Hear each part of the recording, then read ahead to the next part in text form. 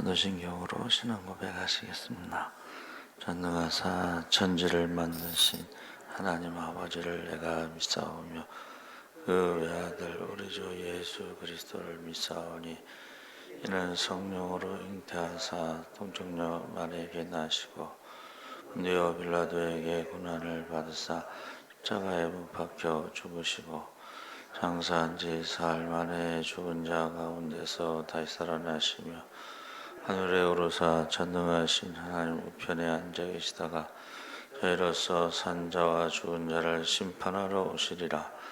성령을 믿사오며 거룩한 공예와 성도가 서로 교통하는 것과 죄를 사하여 주시는 것과 몸이 다시 사는 것과 영원히 사는 것을 믿사옵나이다.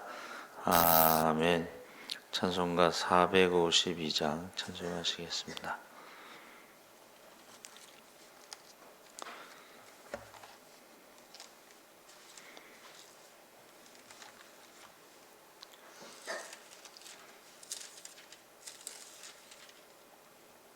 찬송가 452장 찬송하시겠습니다. 내 모든 소원 기도의 제목 예수님 닮기 원함이라. 예수님 형상 나 입기 위해 세상에 보아 아끼잖네. 예수님 닮기 내가 원하네. 날 구원하신 예수님을 내 마음속에 지금 거둬사 주님의 형상 인치소서. 무한한 사랑 풍성한 긍휼 슬픈 자 위로 하시는 주. 길 잃은 죄인 부르는 예수 그 형상 닮게 하옵소서. 예수님 닮기 내가 원하네. 날 구원하신 예수님을 내 마음속에 지금 거둬사 주님의 형상 인치소서. 겸손한 예수 거룩한 주님 원수의 멸시 참으시사 우리를 위해 고난을 받은 구주를 닮게 하옵소서. 예수님 닮기 내가 원하네. 날 구원하신 예수님을 내 마음속에 지금 거둬사 주님의 형상 인치소서. 아멘. 하나님 말씀은 마태복음 6장 19절에서 24절까지 말씀을 보겠습니다. 신약성경 8쪽에 있습니다.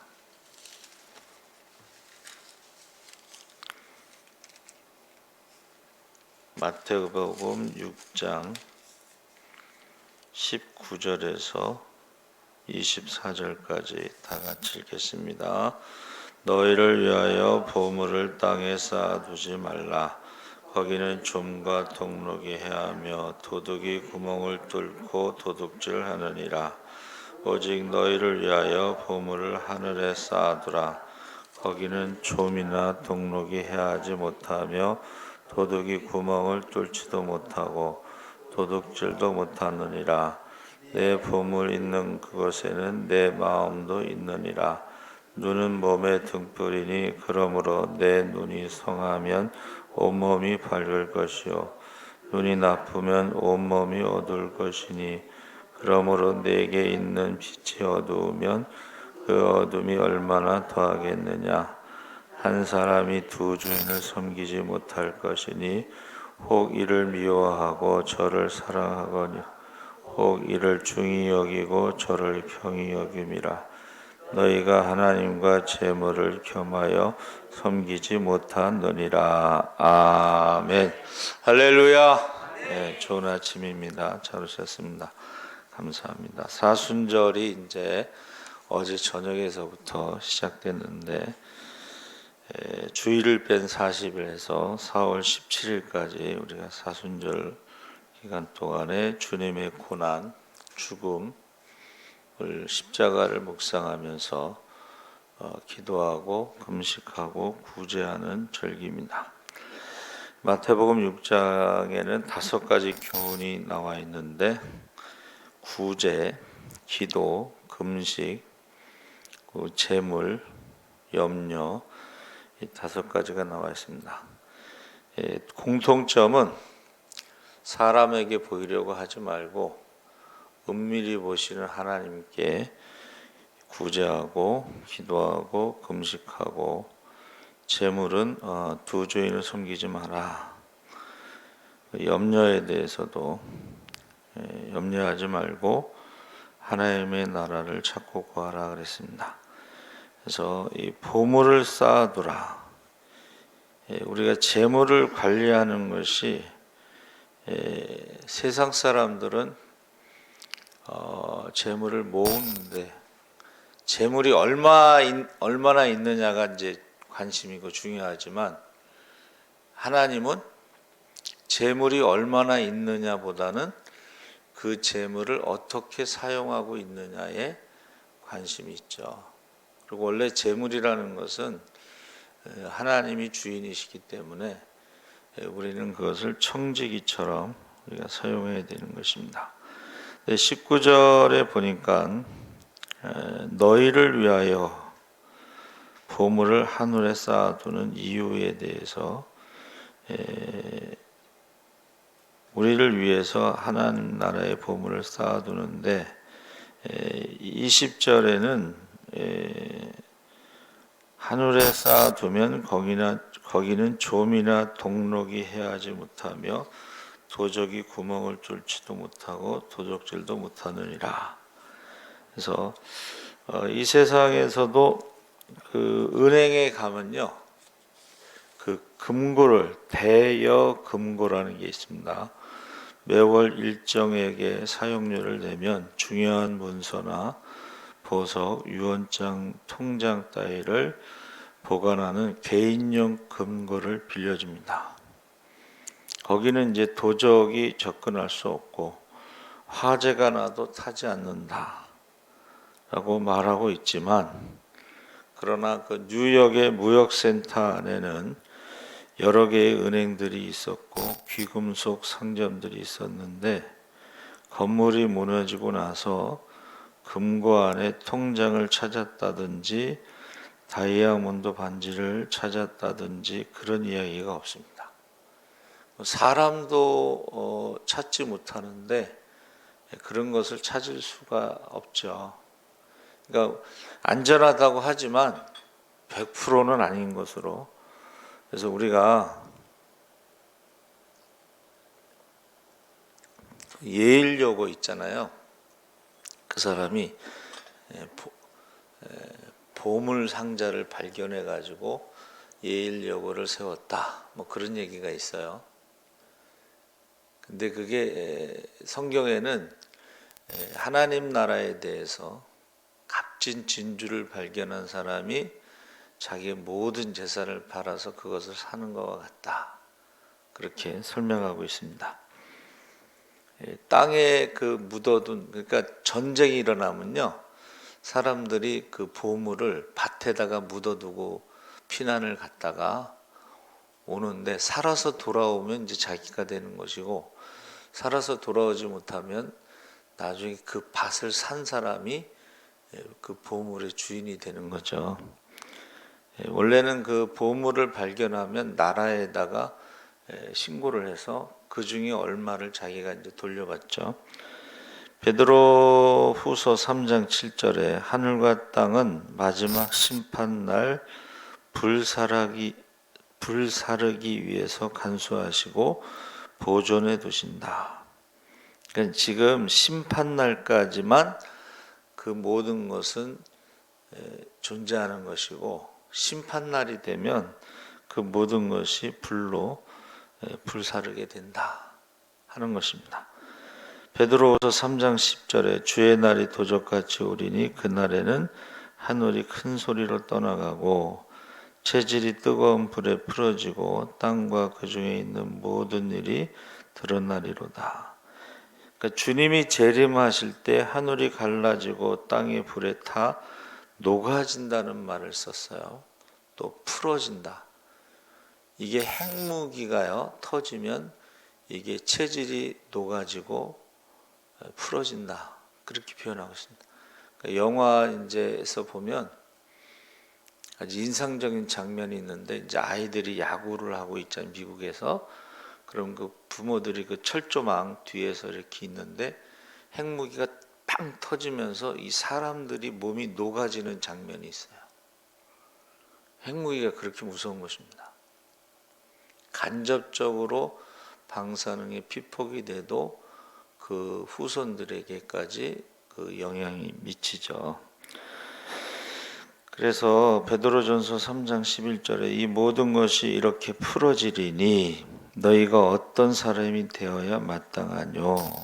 땅이 불타고 땅이 녹아 없어지고, 그래서 이 세상도 값진 것들을 영원히 보관할 창고도 은행도 못 된다 하는 것입니다. 그래서 하늘에 쌓아두라는 그 이유에 대해서 21절에 내 보물 있는 그곳에는 내 마음도 있느니라. 그래서 제가 이제 어렸을 때 이렇게 목사님들 부흥회나 이럴 때 설교 기억나는 게, 시골 마을 같은 데는요 품앗이라고 그래서 믿지 않는 사람들도 부흥회 때는 온다는 거예요. 근데 이제 그 지역의 부자가 가기 싫은데 이제 억지로 갔는지 맨 뒤에 앉아 있었나 봐요. 그 맨 뒤에라는 것은 예배 드리는 의자 말고 그 뭐 안내 보는 사람들이 앉는 의자에 앉아 있는데, 그 시골교회 아마 십자가 탑이 이제 좀 고장이 났었나 보죠. 근데 그 부흥사 목사님이 십자가 탑 해놓을 사람 손 드세요 그랬더니 그 부자가 손을 들었어요. 부자가 손을 들었으니까 안 할 수도 없고, 그래서 십자가 탑을 해놨는데 자기가 헌금해서 세운 그 십자가 탑 보려고 교회를 매주 갔대요. 십자가 탑 보려고.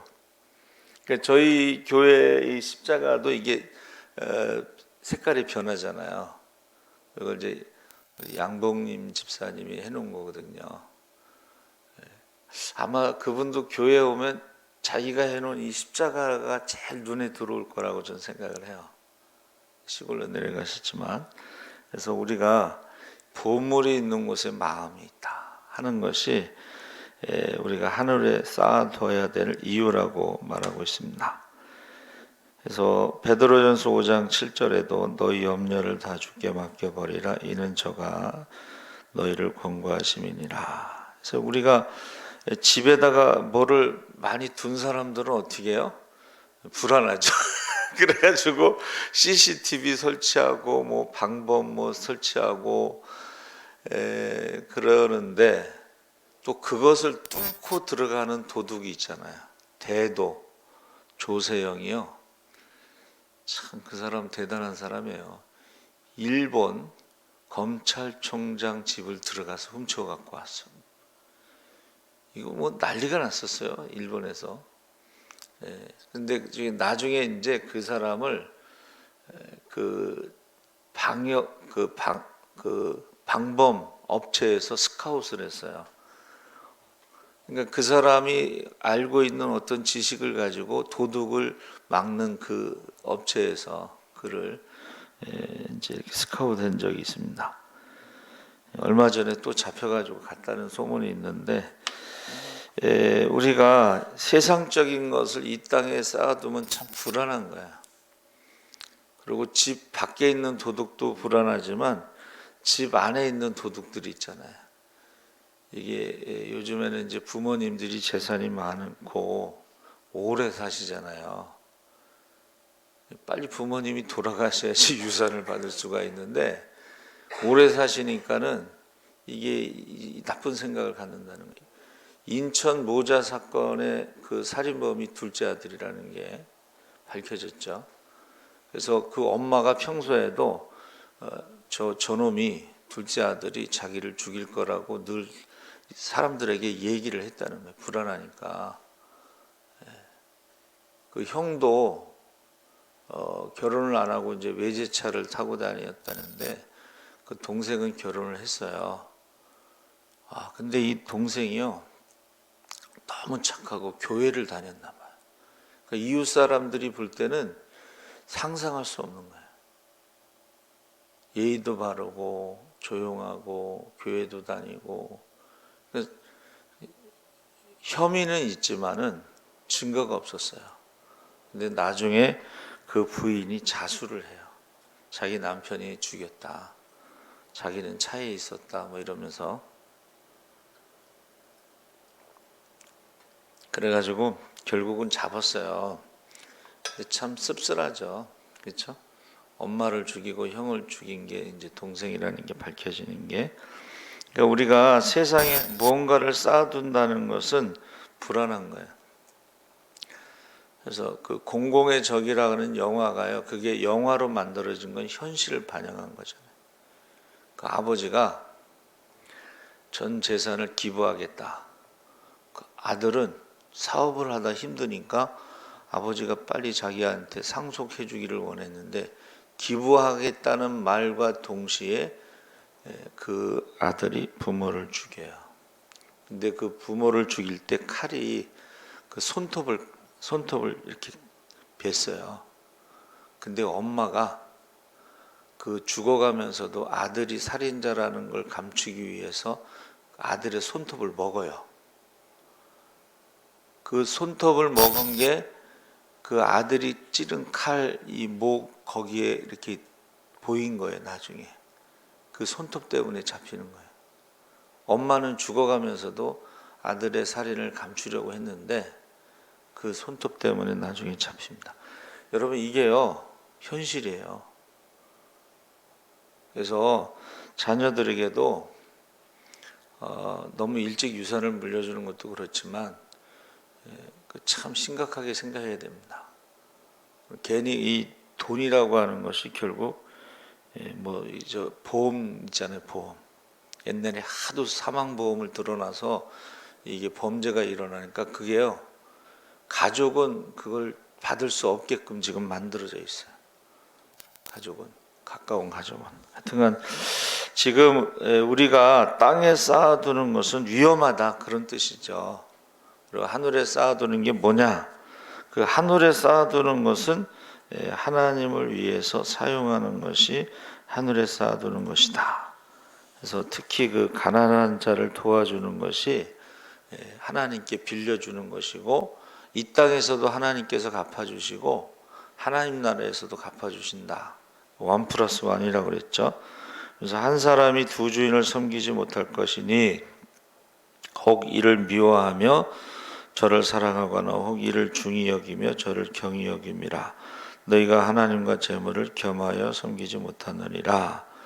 그래서 제가 말씀을 묵상하다 보니까는 생각해 보세요. 종의 모든 것은 주인의 것이잖아요. 그렇죠?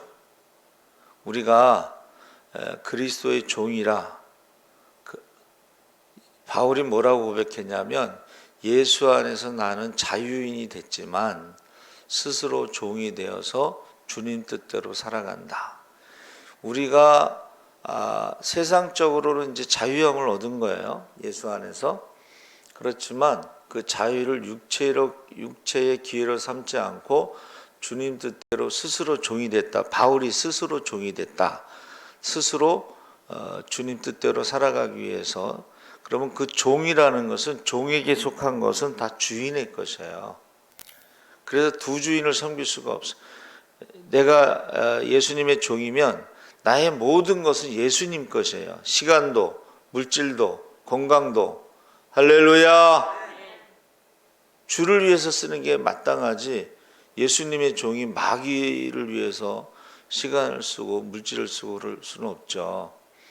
그래서 유대인의 그 탈무드에 유명한 이야기가 있잖아요.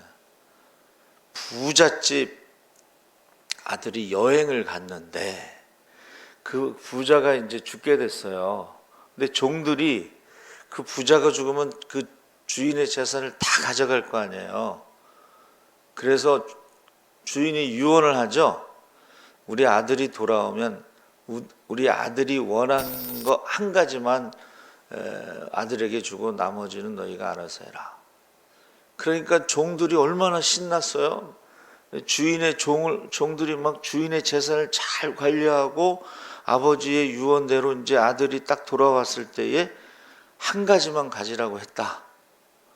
그랬더니 그 주인의 아들이 누구를 가졌어요? 그 종들을 가진 거야. 나는 종들을 갖겠다. 그러면 결국 그 종들의 것은 다 주인의 것이 되는 거야. 그러니까 아버지는 그것을 생각하고 그렇게 유언을 남긴 거예요. 그러니까 저와 여러분이 예수를 믿으면 그 도마처럼 나의 주, 나의 하나님, 그러면 우리가 하나님의 종이 되고 하나님을 섬기는 자가 되고, 그러면 우리의 모든 것은 하나님의 것이라는 신앙 고백이에요.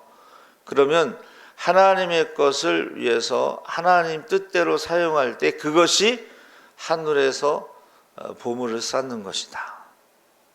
하나님 뜻대로 사용하는 시간, 하나님 뜻대로 사용하는 물질, 하나님 뜻대로 사용하는 건강, 이 모든 것이 하늘에 쌓아둔다는 것이죠. 그래서 저와 여러분도 어떤 분이 그랬어요. 개척교회가 좋은 이유는 목사님이 내 이름을 부르며 매일 새벽에 기도해 주는 것이다. 굉장히 중요한 말씀이에요. 그렇죠? 그러니까 우리가 교회를 섬기는 데 있어서 누군가 나를 위해서 기도해 주는 게 중요하고, 하나님과 재물을 겸하여 섬길 수 없습니다. 두 주인을 섬길 수가 없습니다. 그래서 그 보물이라는 말이요, 그 히브리어로는 뭐 미그다나 이런 뜻이 있고, 하나는 오차르라는 것이 있는데, 두 가지의 공통점 뭐냐면 이것은 기도로 하늘 문, 보물 창고의 문을 연다, 이런 뜻입니다. 근데 유대인들에게 있어서 보물은 뭐냐 했더니 영혼을 보물이라고 부르는, 온 천하보다 더 귀한 한 영혼 한 영혼을 보물이라고 부르는 거예요, 유대인들은. 그러니까 우리가 하나님 나라에서 가장 큰 상이 뭐예요? 그 영혼을 주께로 인도하는 것이 가장 큰 상을 받는다. 그 한 영혼의 가치가 온 천하보다 귀하니까. 그렇죠? 그래서 저와 여러분이 먼저 그의 나라와 그 일을 위해서 구할 때 모든 것을 더하신다 했을 때에 한 영혼 한 영혼을 품고 기도하시기 바랍니다. 아멘. 그래서 보물이라는 한물에도 부정한 것을 씻는 것 해서 소를 씻는다, 이런 뜻이 있어요. 재물이라는 뜻이에요. 우리가 하나님 앞에 드리는 재물이 보물이 되는 거예요. 우리가 하나님 앞에 드리는 예배가 하나님 나라에는 보물이 되는 거예요. 땅에 있는 성도가 존귀한 자가 되고 하나님의 모든 즐거움이 저들에게 있다 그랬죠. 그러니까 우리가 이 세상에서도 보물이 뭐예요? 우리 자녀들이 바로 보물이 되는 거죠. 그렇죠? 자녀들보다 더 큰 귀중한 게 어디 있겠어요? 그러니까 우리가 자녀들을 위해서 기도하는 것이 바로 보물을 위해서 기도하는 것이다. 살아계신 하나님 아버지 감사합니다. 두 주인을 섬길 수가 없습니다. 보물이 있는 곳에 마음이 있습니다. 우리에게 있어서 가장 소중한 보물은 바로 믿음의 자녀가 되는 것입니다. 바로 한 영혼이 우리에게 있어서 가장 소중한 보물입니다. 우리가 한 영혼을 위해서 우리가 사순절 기간 동안에 기도하게 하여 주시옵소서. 박해진 영혼들 한 영혼도 빼앗기지 않도록 이름을 부르며 밤낮으로 기도할 때 그 이름이 생명책에 기록되게 하여 주시옵소서. 감사하며 예수님의 이름으로 기도합나이다. 아멘. 하늘에 계신 우리 아버지,